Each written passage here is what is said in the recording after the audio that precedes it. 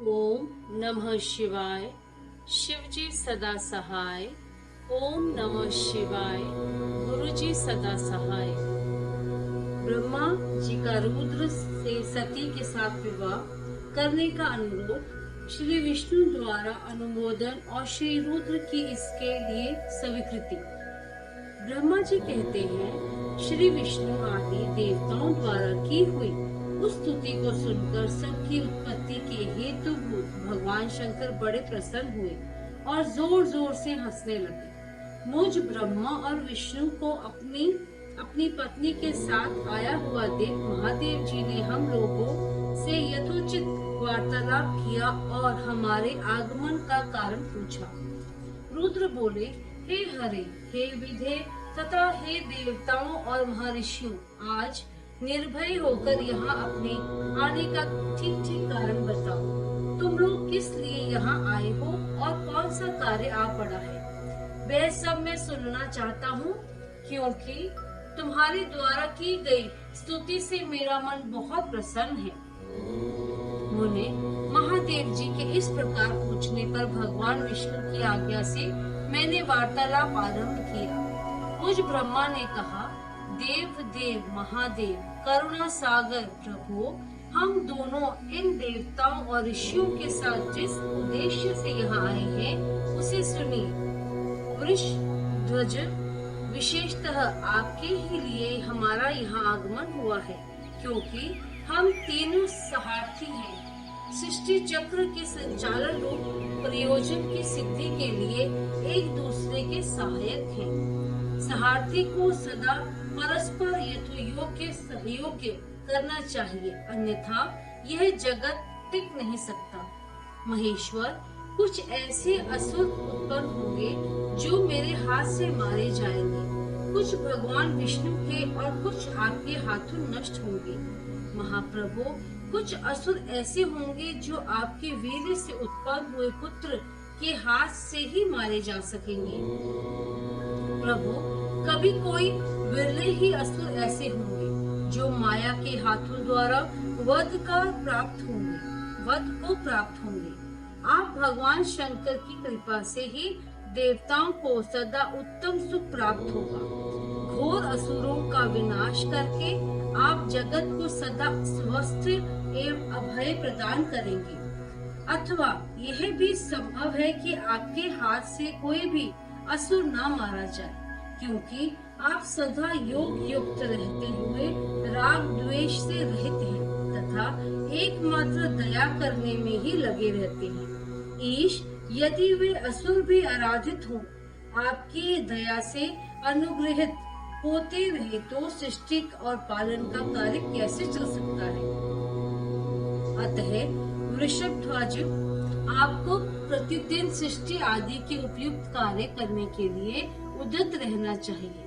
यदि सृष्टि पालन और संहार रूप कर्म न करने हो, तब तो हमने माया से जो भिन्न भिन्न शरीर धारण किए हैं उनकी कोई उपयोगिता अथवा औचित्य ही नहीं है। वास्तव में हम तीनों एक ही हैं, कार्य के भेद से भिन्न भिन्न देह धारण करके स्थित हैं। यदि कार्य भेद ना सिद्ध हो, तब तो हमारे रूप भेद का कोई प्रयोजन ही नहीं है। देव, एक ही परमात्मा महेश्वर तीन स्वरूपों में अभिव्यक्त हुए हैं। इस रूप भेद में उनकी अपनी माया ही कारण है। वास्तव में प्रभु स्वतंत्र हैं। वे लीला के उद्देश्य से ही ये सृष्टि आदि कार्य करते हैं। भगवान श्री हरि उनके बाएं अंग से प्रकट हुए हैं, मैं ब्रह्मा उनके दाएं अंग से प्रकट हुआ हूँ और आप रुद्रदेव उन सदाशिव के हृदय से आविर्भूत हुए हैं। अतः आप ही शिव के पूर्ण रूप हैं। प्रभु, इस प्रकार अभिन्न रूप होते हुए भी हम तीन रूपों में प्रकट हैं। सनातन देव, हम तीनों उन्हीं भगवान सदाशिव और शिवा के पुत्र हैं। इस यथार्थ तत्व का आप हृदय से अनुभव कीजिए। प्रभु, मैं और श्री विष्णु आपके आदेश से प्रसन्नता पूर्वक लोक की सृष्टि और पालन के कार्य कर रही है तथा कार्य कार्यवश शक्ति भी हो गए हैं।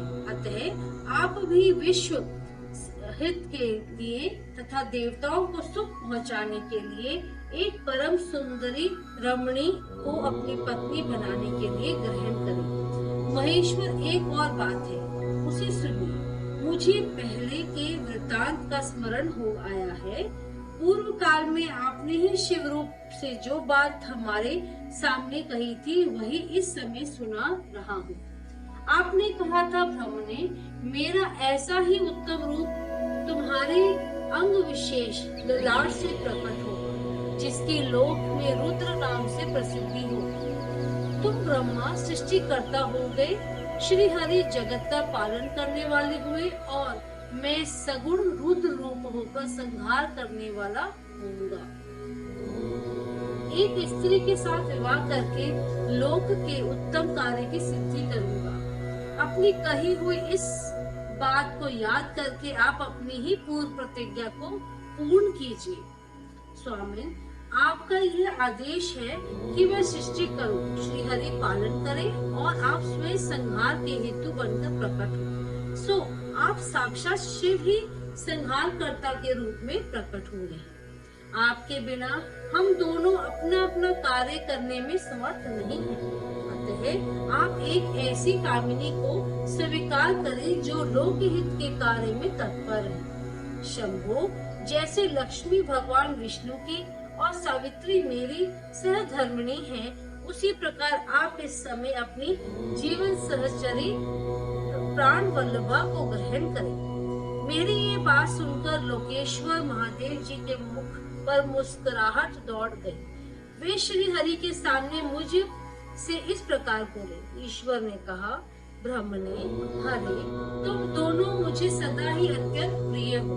तुम दोनों को देखकर मुझे बड़ा आनंद मिलता है। तुम लोग समस्त देवताओं में श्रेष्ठ तथा त्रिलोकी के स्वामी हो।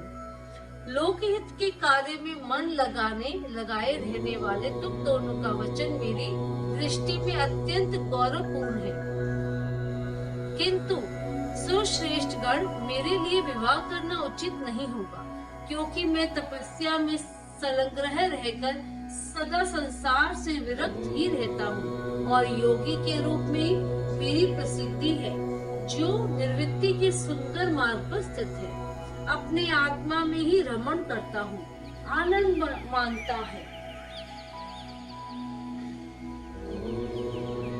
मानता है, निर्जन माया से निर्लिप्त है, जिसका शरीर अवधूत है, दिगंबर, जो ज्ञानी, आत्मदर्शी और कामना से शून्य है, जिसके मन में कोई विकार नहीं है, जो भोगों से दूर रहता है तथा जो सदा अपवित्र और अमंगल वेशधारी है। उसे संसार में कामिनी से क्या प्रयोजन है, यह इस समय मुझे बताओ तो सही। मुझे तो सदा केवल योग में लगे रहने पर ही आनंद आता है। ज्ञानहीन पुरुष ही योग को छोड़कर भोग को अधिक बेहतर देता है। संसार में विवाह करना पराये बंधन में बंधना है, इसे बहुत बड़ा बंधन समझना चाहिए। इसीलिए मैं सत्य सत्य कहता हूँ, विवाह के लिए मेरे मन में थोड़ी सी भी अभिरुचि नहीं है।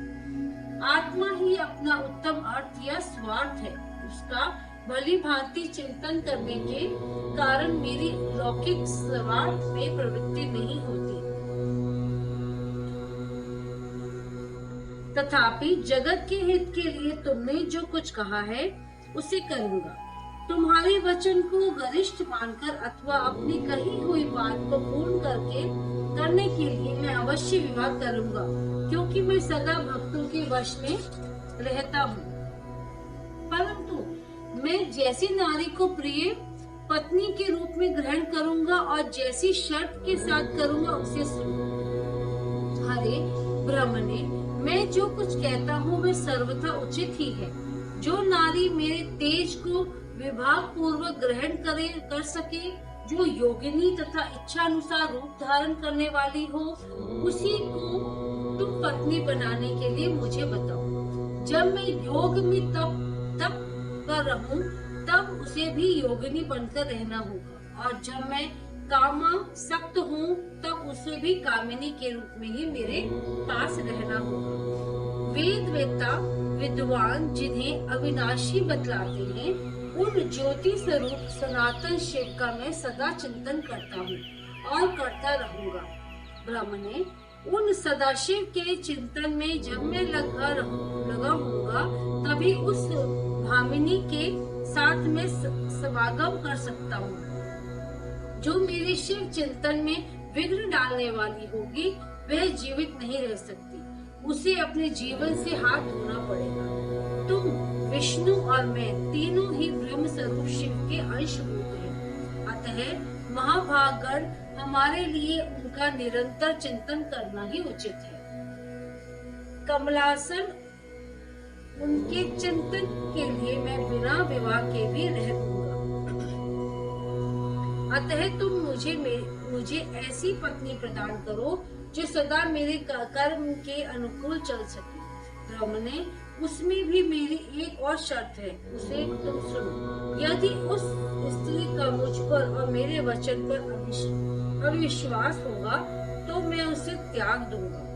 उनकी यह बात सुनकर मैंने और श्री हरि के मंद मुस्कान के साथ मन ही मन प्रसन्नता का अनुभव किया। फिर मैं विनम्र होकर बोला, नाथ महेश्वर प्रभु, आपने जैसी नारी की खोज आरंभ की है, वैसी ही स्त्री के विषय में मैं आपको प्रसन्नता पूर्वक कह रहा हूँ। साक्षात सदाशिव की धर्म पत्नी जो उमा है, वे ही जगत का कार्य सिद्ध करने के लिए भिन्न भिन्न रूप में प्रकट हुई है। प्रभु, सरस्वती और लक्ष्मी ये दो रूप धारण करके वे पहले ही यहाँ आ चुकी हैं। इनमें लक्ष्मी तो श्री विष्णु की प्राण वल्लभा हो गई और सरस्वती मेरी। अब हमारे लिए वे तीसरा रूप धारण करके प्रकट हुई हैं। प्रभु, लोकहित का कार्य करने की इच्छा वाली देवी शिवा दक्ष पुत्री के रूप में अवतीर्ण हुई है। उनका नाम सती है। सती ही ऐसी भार्या हो सकती है जो सदा आपके लिए हितकारिणी हो। देवेश, महातेजस्विनी सती आपके लिए आपको पति रूप में प्राप्त करने के लिए दृढ़ता पूर्वक कठोर व्रत का पालन करती हुई तपस्या कर रही है। महेश्वर, आप उन्हें वर देने के लिए बचाइए। कृपा कीजिए और बड़ी प्रसन्नता के साथ उन्हें उनकी तपस्या के अनुरूप वर देकर उनके साथ विवाह कीजिए। शंकर भगवान विष्णु की, मेरी तथा इन संपूर्ण देवताओं की यही इच्छा है। आप अपनी शुभ दृष्टि से हमारी इस इच्छा को पूर्ण कीजिए, जिससे हम आदर पूर्वक इस उत्सव को देख सकें। ऐसा होने से तीनों लोकों में सुख देने वाला परम मंगल होगा और सबकी सारी चिंता मिट जाएगी। इसमें संशय नहीं है। तदंतर मेरी बात समाप्त होने पर लीला विग्रह धारण करने वाले भक्त वत्सल्य महेश्वर से मधुसूदन अच्युत ने इसी का समर्थन किया। तब भक्त वत्सल्य भगवान शिव ने हंसकर कहा, बहुत अच्छा, ऐसा ही होगा। उनके ऐसा कहने पर हम दोनों उनसे आज्ञा ले अपनी पत्नी तथा देवताओं और मुनियों के साथ अत्यंत प्रसन्न हो अपने अभीष्ट स्थान को चले गए। अध्याय 16 समाप्त।